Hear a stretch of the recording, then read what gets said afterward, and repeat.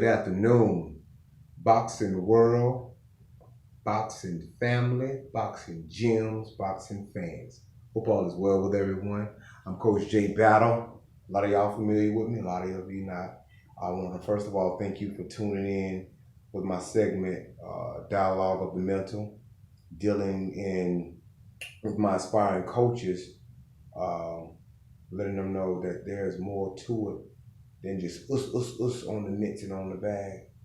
The mental is a large aspect when you are in a combative sport. Okay, so I like to first start off saying that if you're currently under the tutelage of a trainer at this time, then you might not want to be listening to this, because one thing about it, I don't deal in doing any backdoor entrances or any side window crawl-ins.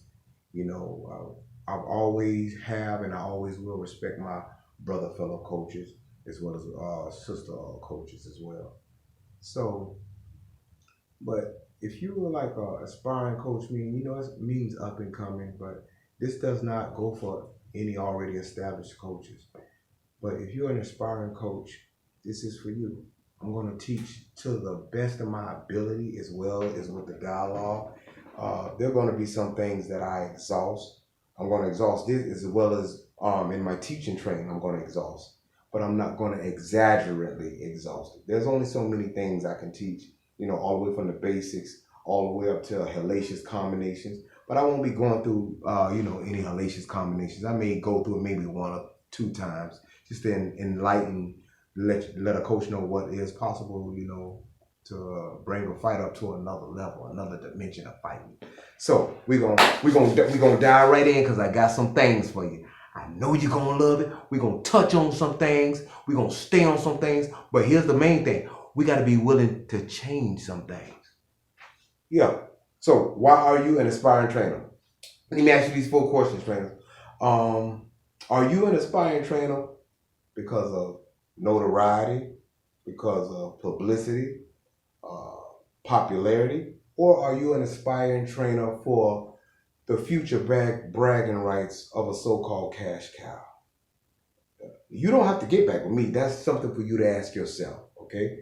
So here, while I'm right there, here are 3 questions you can ask yourself. And these 3 questions will either make you turn yourself away from the mirror or look yourself in the mirror. And turning away from the mirror means you're in denial. It ain't that serious. That don't fit. That description don't fit me. Or looking yourself in the mirror means, you know what? I need to change that thing. Something's got to happen here. So here are the 3 questions: what you doing, why you doing it, and who you doing it for. Those 3 questions, aspiring trainers, will let you know if you're stunting and fronting or helping and assisting in this dying world, especially in this arena sport. Okay? So let's go ahead and dive in. I would like to start off by saying there are 4 agendas, aspiring trainers, that you do not want to bring into this sport. Y'all forgive me a second. Let me raise this thing a little bit so that I have a little bit more. There we go. Hopefully y'all can see me a little better. So three agendas you don't want to bring into the sport of boxing: hidden agenda, sneaky agenda, and lazy agenda. Now you may think that you can braid hidden and sneaky together. You probably think they run parallel together, which probably can, but we're gonna separate them today. Oh yeah. Hidden agenda is that one that takes a while for a person to be revealed. And you may have this go for fighters too, but I'm talking to my coaches. You have to be careful when you have a gym, you're in a garage, or wherever you may be at. Your space is your space. Your piece is your piece. And hidden agenda is that one who comes around real subtle, like they wanna, man, this where you at? I like this. I've been hearing some things about you, what you've been doing. And I got a perfect story for you. I was at a gym. And of course, y'all know I don't do childish things. I don't call out names, but the purpose of the story is what you should get. The criteria, the substance from that. Guy came in who had been watching me box for a long time, watching me box for years. And he said, Jay, man, this what you I said, yeah, what's going on? Said, all right. So he just stood around, scouted out the place. I didn't pay no attention to him. Day ended, he came back the next day. Walked up to me, he said, hey, man, I talked to the owner, man. I'm just, looking for somewhere to be, man. Just want to be a part of something. See, hidden agenda. It comes in a form of it's going to take time before the agenda is revealed. You understand that? So before the agenda is revealed, they're going to be on their best behavior. Remember that. So time progressed. I'm going to go ahead and get to the punchline. It took a month. I pulled up to the gym one day, and he pulled up beside me, and these are the verbatim exact words what he said to me. Coach, I need to talk to you, man. I said, okay, what's up? I turned the radio down. What's up? The first thing came out this person's mouth was, man, I'm sorry. I need you to forgive me. I said, okay. I turned the radio off. I got out. I said, let's step out. He stood on the sidewalk. I said, what's up, man? Man, I just need to let you know I'm sorry, man. And this your spot, man. I don't know how I let them talk me into doing it. I say, dude, what's wrong? I'm like, where's you coming from, bro? He said, man, this your spot. I like, look, man, I'm not nobody boss. I say, I want to see these fighters become something just like you want to do. You've been doing it for years too. So I say, what you sorry about? And this was his response. All you need to know is that I apologize, man. Got in the car and took off. So I got with another partner, another homie of mine, and told him what went on, and he shared it with me, and it made so much sense. They call themselves coming down, trying to look at another fighter, and me, I'm slow sometimes, but always understand, when you slow, that means purity. You ain't got nothing to hide. We ain't got no business trying to see what somebody's trying to do all the time. That takes too much energy. When things are revealed to you, then you pick up on it. That's just what I always say. I'm kind of jumping around, but I have to say this. When a person show you who and what they truly are, you ain't got to call no meetings. You ain't got to call no sessions. You ain't got to do no praying. You got to do none of that. You only got to do one thing. Believe them. So I guess that whatever they were doing, it backfired on them. And they scattered. Hidden agenda. It takes a while to come out, but it's going to come out. Believe that it's going to come out. So let's move on to the next one. Sneaky agenda. That's that snake. Soon as they show up, they pouncing through the gym. They got some. You can see and smell the slime on them already. They just full of havoc, wrecking havoc all through the gym. And it'll go like this sometimes. Oh man, you know what? I've been watching you for a while, man. They've been sleeping on you, man. They really need to watch out what's going on with you, man. Hey, I want you to meet me somewhere. Just keep it between me and you. And they will hit all the way around continuously, consistently, repeatedly, and habitually until they have completed their task. Sneaky agenda. Always got some junk going on. Lazy agenda. That's the coach who try to put himself out there. He got all this energy. He got this. He'll do this fancy stuff. A lot of stuff just to invite or invoke people to come to his gym. But when they get there, he may have this type of piece of knowledge, whatever wisdom. When they get there, he's showing up late. Or when he at the gym, he on the phone. He in and out the gym. Just want somebody to babysit. And just are not hands-on. Or you might see him only particularly work with people that may have money. There's nothing wrong with that. But you have to be careful what you illustrate, what you portray as a trainer, aspiring trainers. I would advise you not to come in with those three agendas. That's unreal. when you are dealing with fighters, aspiring trainers, let me put it this way.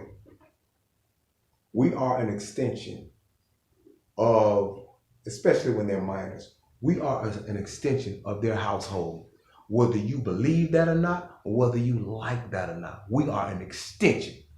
Mama, daddy, uncle, granddaddy, auntie, whoever they may be close to. And I'm gonna share something with you. They will even let you know. See, a lot of things go over our heads sometimes. It just be right there in front of our face. And you can like be trying to give them some wisdom, or you may be trying to, make them laugh. And here's how they'll let you know. You sound like my daddy. Or my uncle be saying the same thing. You and him will get along real good. Punchline right there.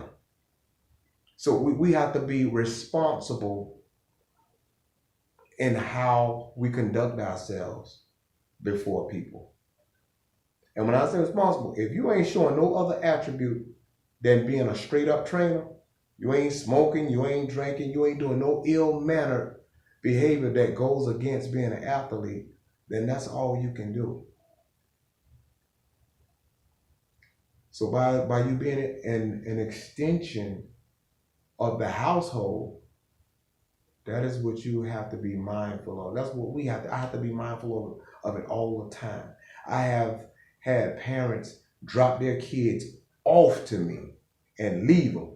That not only says value, that's trust. You should not break trust. Now, when people get in their feelings and emotion, all that stuff needs to be put in the back pocket. A lot of people just don't like to be corrected. So while I'm there, we're gonna go into standards and conditions. Then I'm gonna shut it off because I would want to really try to keep your attention as much as possible. Standards and conditions are different.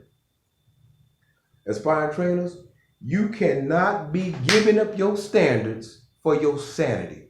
You all already know why you conducted or chose to be an aspiring trainer. And you should not be going around what you stand for.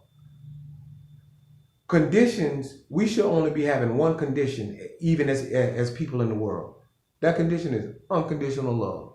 And here's why we need not deal in conditions. Conditions are this. Hey man, you training over here? Okay, hey man, long as you over here, you a friend of mine. Long as you dealing with him, you good with me. Okay, well, what about if he start doing things immoral towards people? Cheating people? Just doing all kind of things out of pocket? That's a condition.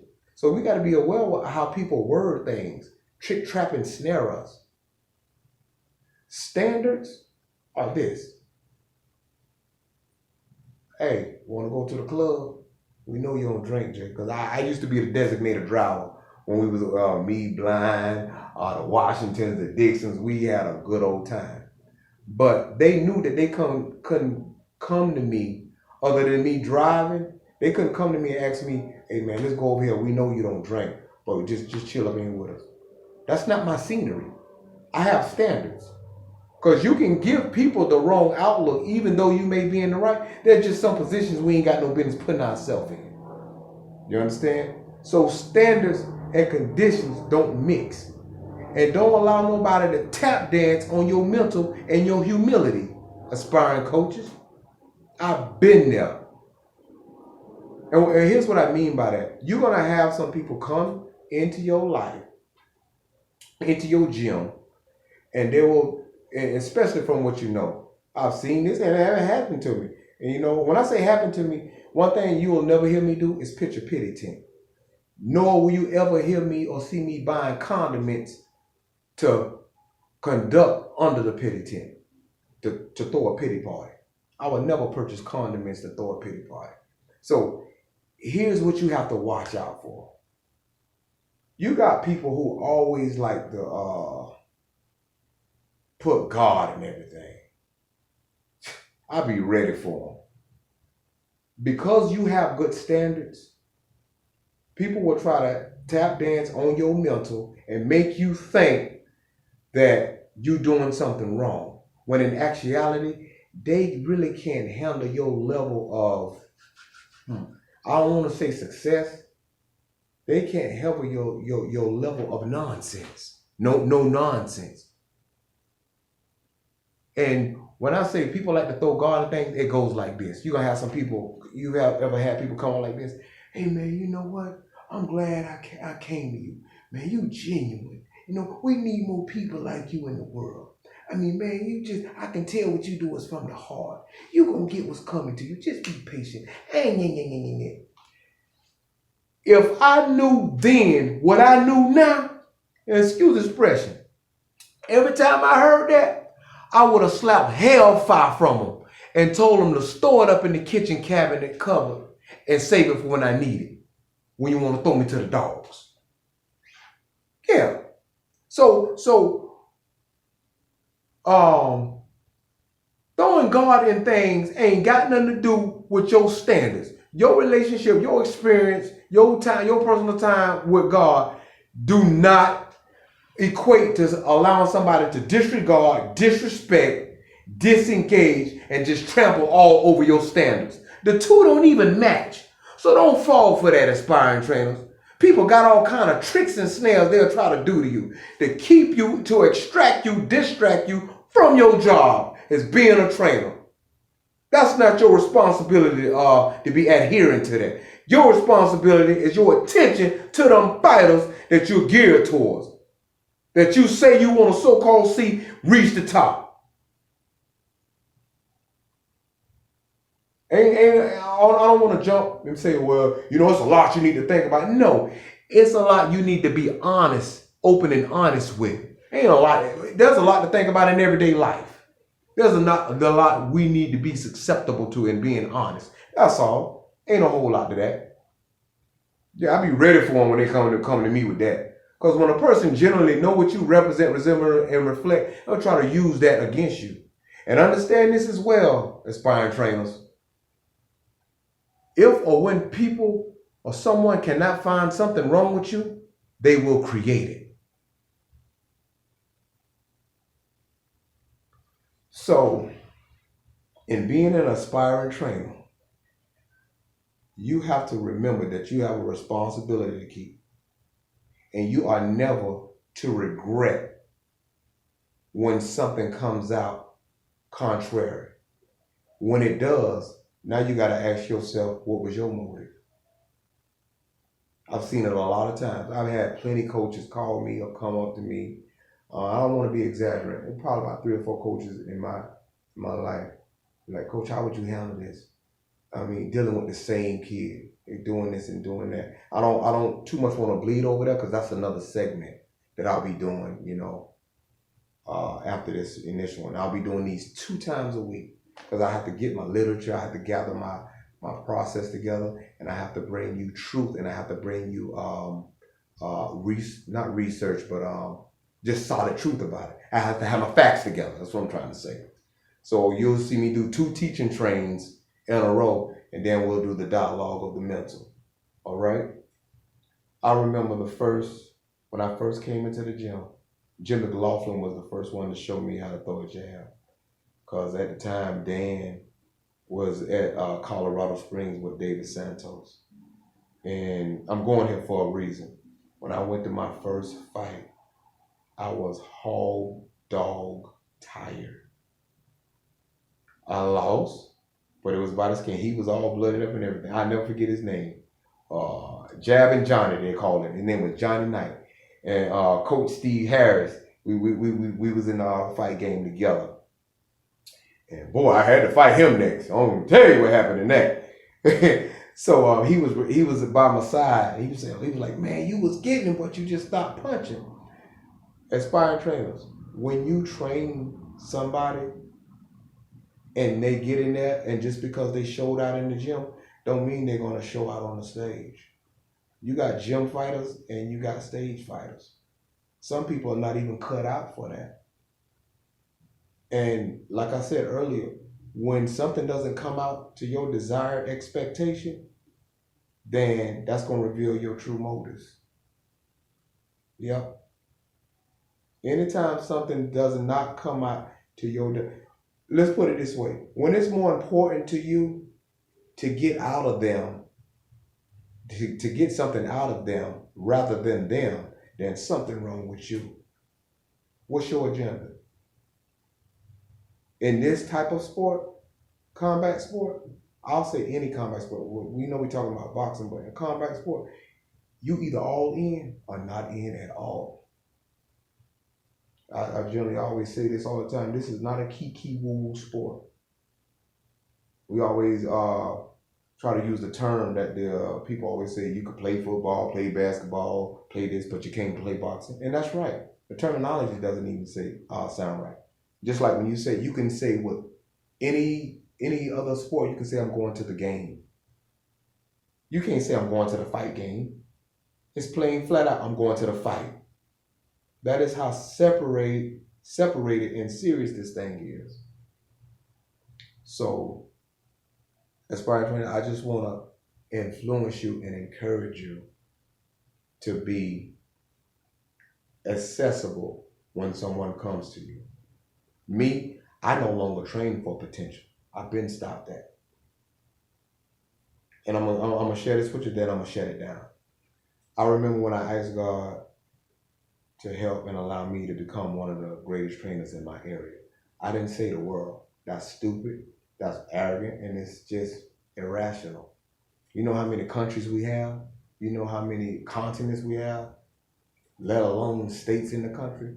So when I say one of the best trainers in my area, that means whomsoever path that I may cross, or whoever may cross my path, I start looking for reasons. Is this person about to end their life? Or this person about to do something that's going to end them in the prison yard or on the graveyard? Whatever, whichever may be. Potential comes and goes. I'd rather that fighter with heart than skill. Because you can give skill, but you can't give heart. So you have to be careful of why you want to be a trainer.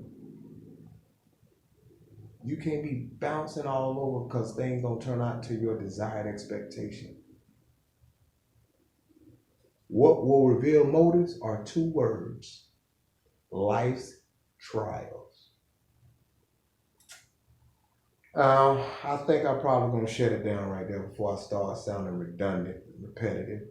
I hope y'all could have got something out of this. And oh yeah, my fighter Cirio Majacamo, Filipino. He won his first fight yesterday, which was February 6th at Coach Low Bonar event. She did a good job. I loved it. When things tried to get unorganized, she ran that mouthpiece to get it in line. I'm very proud of you, Coach, and we were very overwhelmingly happy and glad to play the part that we played in to make that be even more of a success. I wish you many more happy ones too, Coach Lowe, down there in Sarasota. So I'm trying to make sure I covered all bases. I probably didn't. That's why I have to do this every 2 weeks. Y'all be patient with me. When I tell you I have something good for you, I really do, especially with the teaching trainings. I want to share this with you. There's a lot of old timers that run up to me, and they would say, they'll find out that I'm a boxing trainer. They would be like, "Oh, you trainer?" And they'd be like, "Man, you know what? Ain't no more good fighters no more." I mean, like Sugar Ray, Hagler, and all them. And my response will be, because you got fighters who want to tell the trainers what to do. And then the conversation will go from there. I've been to some fights. I want amateur and pro. Cause y'all remember, I done been on planes plenty of time. But I've saw some corners as well as in the dressing room. And I wonder who was the fighter and who's the coach. And that's why I'm on here with this. Keep your standards, aspiring coaches. Keep your standards. I got all kind of segments dealing with money, dealing with time, dealing with people. And my next segment is titled, Count It All Joy When They Leave. You're going to love that one. All right? So, as always, I want the best to happen to you. Don't want nothing bad to happen to you. Want the best for you. Love you to the highest. I don't care if 3 people get this. Those 3 people may have 1 million followers. Things only fall into the right hands at a good purpose and time. All right. So I come to the grips. I don't do things for likes. Never have, never will. Why? Because I already have the right immediate loves in my life. So as always, this Jay Battle, Coach Jay Battle. Y'all not only be good to yourself, be good to one another. I get at you.